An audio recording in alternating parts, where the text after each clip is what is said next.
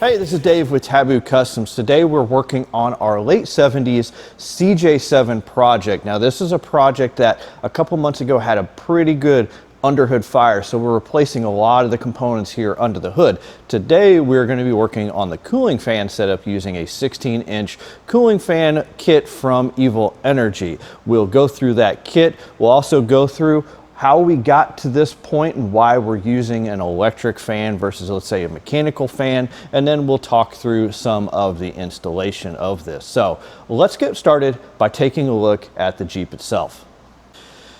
All right, so the Jeep, let me start with, I didn't build this Jeep originally. We purchased this Jeep, I would say somewhat as a basket case. A ton of things that we were fixing in this Jeep from front to rear, and this is a project on our channel called Old Blue, so you can check out more information there.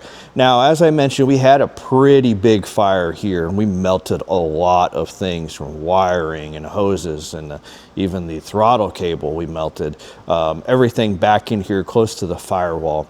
So we've replaced pretty much everything that we need to right now. There's a few little odds and ends. Now we're on to trying to make sure we can get it to the point where we can start driving again. So obviously the cooling system, one of the biggest items with that. Now, going back, if you go back and you look at the videos, you may remember we had a huge Griffin radiator. It was very effective at cooling. Problem was, it didn't fit inside this Jeep grill. So they'd actually cut the grill out, and for mounting, they just had a bar across the bottom, and they had ran zip ties, long zip ties up over the radiator. That's what was holding the radiator and the fan in this Jeep. So obviously we didn't want to continue with that because we want something that's a little bit more reliable, perhaps something that we can not have to worry about all the time. So we actually had this in another project, and we pulled it out, going ahead, throwing this aluminum radiator in here. It was actually in a Jeep with a TBI 350, I believe, and it cooled just fine. So we're going forward with this. Now, as far as the cooling fan setup, you know, obviously you got two big decisions: mechanical, electrical. Mechanical really not even an option for us. It might be difficult to see, but this Jeep has a 2-inch body lift, so the grille is about 2 inches taller. The engine is actually mounted low in this frame, and I don't really want to have to go in and try to redo all the mounting and getting into a whole nother can of worms, because it's okay as it is, because we can run an electric fan. But if you look at where we'd actually mount a mechanical fan, you would cover just over half of the radiator, so it would not work out well. And it wouldn't work in general. Now, looking at the electric fans, the biggest things, you know, we had to look at was, do we have the space in here to run the fan behind, or will we need to run it in front? We have done both ways. You know, for instance, in our rock crawler, we actually ran the fan in front. However, we used a bigger fan, and ironically this, and you can't tell, but this grill is actually out of our old rock crawling Jeep, and we had to cut these two just to get that fan to fit in the front. We didn't want to, but we were kind of under the gun to make it to a competition, so we cut that, did the mounting too, and you can see here where we actually mounted that, and we'll talk a little bit more about that whenever we get to mounting of this. We don't like mounting directly to the radiator like that, but we ended up cutting these out. So if you do decide to use a pusher fan, that's one thing that you might run into. Now, I think the fan we have today, actually, it's only about 3 inches tall, and I think it would actually fit in there. But as I said, at that point, we were under the gun to get to a comp, so we just went ahead, cut that grill, which is a bit painful because it was a nice grill. Anyway, that's where we're at with the setup that we're running. Let's go ahead and let's take a look at the kit we've got from Evil Energy, and then we'll come back and we'll start working on the mounting and start talking about how we're going to be controlling this fan. This is the kit from Evil Energy. This is their 16-inch fan kit. They have kits that range from 10 inches, I believe, up to 16 inches. This fan here is set up as a puller. When you get it, however, it can be set up as a pusher. You'll have to take this, undo that nut, flip these blades around, and then the wiring is slightly different. It's all covered in the instructions there if you need to do that. Now for the rest of the kit, you got a wiring harness here with a fuse, your ground, a circuit breaker, your relay, and then you also have this thermostat probe here, which can be used to turn the fan on and off at specific temperature. I think this one here is, these are set at 180 on this. If you wanted to get different ones, you know, there are different ones available, but I believe theirs comes set at 180. Comes with some miscellaneous hardware. If you've got some mounting hardware, some miscellaneous butt connectors and end connectors there for your wiring. And it comes with your mounting stuff to do your mounting. And we'll talk a little bit more about the mounting here in a minute. But one thing I did want to point out are actually these instructions, because nowadays when you're buying stuff, typically instructions are not great. These actually come on really high quality paper. A lot of detail in the instructions, several different diagrams there, which very nice, especially if you didn't know necessarily exactly what you wanted to do, what you were doing, would help out quite a bit. So very good instructions. We write a lot of instructions for our kits, for rest repair kits. And I don't know, I feel like ours are lacking now after seeing those. So anyway, this is the kit, very nice kit. One thing, a couple things I'll mention on this kit is that this fan, very slim. I think it's only about 3 inches tall, which for us, you know, in a Jeep, and a lot of other applications as well, very beneficial, because you're typically dealing with an area that you're trying to get something in there and it's pretty tight. So like I said, this fan would probably fit in front of our radiator if we wanted it to, but we're actually going to go ahead, mount it on the back of the radiator with a shroud, and we'll get into that right now. So let me grab that and we'll take a look and discuss that mounting process. Now onto the mounting for the fan. Your fan is going to come with these little legs. They slide down into the slots there. You've got 6 slots around there, so you got a few different places to choose from for mounting those. The quickest and dirtiest way for mounting these fans is actually using these items here. And these basically act kind of like a zip tie does. This actually goes through the radiator from the opposite side from the fan. Then you take one of these pieces of foam, put it over it. So you want one of those pieces of foam between the radiator and the fan, and then you slide your end on here, which looks just like this. Slide it on there, and it basically acts kind of like a zip tie, and the farther you slide it, the more it locks in and tightens up. You do have to get those pretty tight to hold that fan really tight to the radiator, because you don't want that fan to move, because these actually go through the fins, and if it moves, it's going to damage those fins. Now for off-roading, for us, we don't like doing that, because there's a lot of bouncing and a lot of chance that you're going to damage those fins. Actually, the radiator we had mounted like that because it was a quick and dirty thing to get us through comp, and we did damage some of those fins in that process. So because of that, we opt to instead, we build a shroud. So we've got our shroud here that we've built for the CJ. Basically, we'll just bolt this fan to that shroud, and for us, we're going to mount it as a puller, so we're mounting it behind the radiator, and then we'll use nylock nuts on these bolts here, mounting the fan to the shroud, because, you know, since it is a fan, it does constantly vibrate. You don't want these bolts coming loose. So what we'll do now is we'll go ahead, we'll get this mounted up to our shroud, we'll get our shroud mounted, and we'll take a look at it. All right, looks pretty good. We've got it mounted up. There's a little hook here for you to hook the wiring under, and then we just put a zip tie out here to get our wire for our fan up where we want.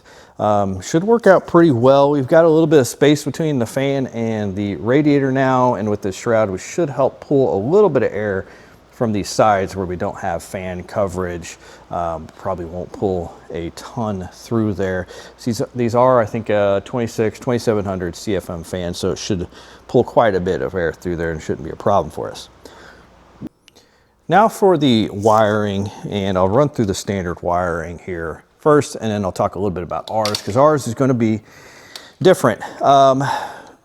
Start with Obviously, this is the connector for the fan. Now, if you're using it as the puller, the blue wire on here is going to be the positive, the black wire is going to be the negative.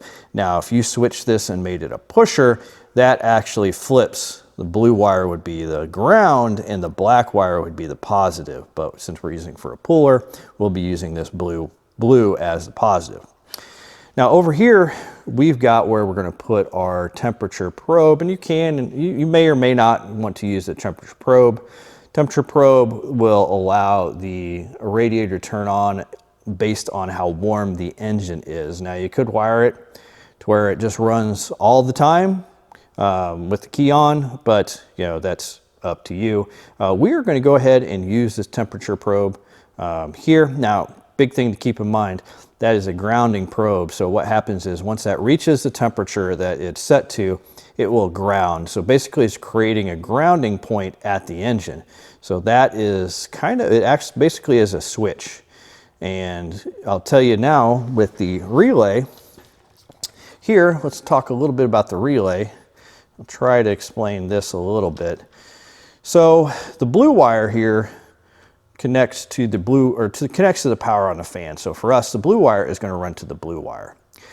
And the red wire is going to run to a battery hot. It has a 30 amp fuse inside here, and we're going to run that to a battery hot. So what will happen is whenever this white wire, and the white wire will connect to an ignition hot. The black wire, and you can see here it's got a terminal on it, but that is slightly incorrect if you're going to run that probe. The black wire is the ground, and you don't want that to ground if you're going to use that probe unless the engine is hot. So even though it has this ring terminal on it, if you're using that probe and wanting to use it that way, you're going to have to cut this ring terminal off and connect this to the probe. So what should then happen is whenever you turn, let's say we'll turn the Jeep on, the white wire will get energized. The red wire is already energized because it's connected to a battery hot. And the black wire won't ground until that hits 180. When that grounds, power then will run between the white wire and the black wire, which closes a switch inside the relay that causes power to run between the red wire to the blue wire. So then the blue wire will provide power to your fan. Now, one last thing I nearly forgot, and if you follow the instructions, you've got the circuit breaker. That circuit breaker will actually go on this white wire, connect to the white wire, and then the other side of the circuit breaker connect to your 12 volt ignition hot somewhere. All right, now for the differences we're gonna have is, the main thing is we've actually already got fan relay wired up. We really just need to run a hot wire over the fan. But we do want to use the temperature probe to turn the fan on and off. So yeah, we went around and around about how to do this. Basically decided we're going to run two relays. We got this relay for the power. It's going to provide the power. We're going to use this relay and actually put it over here and connect it to the ground wire. So basically this will be our grounding relay. So the ground relay won't make ground because we're basically going to wire it up almost the same way, except the blue wire, instead of being connected to the power wire here, it's going to be connected to the ground on the fan. Red wire will be connected to the ground on the frame. Our black wire will still be connected to the probe over there. So whenever the white wire is energized and the probe is at 180, power is going to flow between the white and the black wire, closing the switch between the blue and the red wire, which will then just basically make our ground. So for this fan, and allow the fan to run. More complicated? Yeah. But I went through this setup over here, and unfortunately I found out it uses a common ground, so I can't use that ground over there, and honestly I kind of want to get it done today, so I thought about getting a switched probe. Anyway, whatever, we'll get her done and start moving on. Now, one thing with this setup that I noticed is that, of course, you got a connector here, and a lot of these fans we've noticed comes with this connector. Often they don't come with the mating connector, so you'll need to buy a mating connector, or just use the female spade terminal ends. You can put them in there. We've done that as well before, and that's probably what we're going to do today so that we can get this project moving on. All right, well, we've got everything mounted. We've got everything wired up. We've got our negative relay there, which I'm actually going to take a paint marker and probably mark that as negative in case someone looks at it and thinks it's a positive relay in the future. What we're going to do now is we're going to test our bypass for our thermostat probe. The fan should, yep, there we go. Fan is pretty quiet. Puts out quite a bit of air. All right. Now we won't be able to test this fan under load until we get this Jeep completely squared away, and we're a little ways from that. Once we do, if we have any issues, we'll make sure to put them in the description of this video. Now, if you are interested in one of these Evil Energy 16-inch fans or any other products from Evil Energy, we will put a link to their website in the description, as well as the code, which is Taboo10, to use on their website to get you 10% off, I believe, any product on their website. So be sure to go there and check them out. We do use several of their products, like this fan and their fuel line kits we are using right now on several different projects. So with that, we are pretty much done here with this installation. We've got to get on to other things on this Jeep, so be sure to go to our channel, check out our videos on this Jeep, other projects, rust repair kits, all sorts of things there. Be sure to check it out. We thank you for watching. As always, a like or subscribe is greatly appreciated. Have a good one.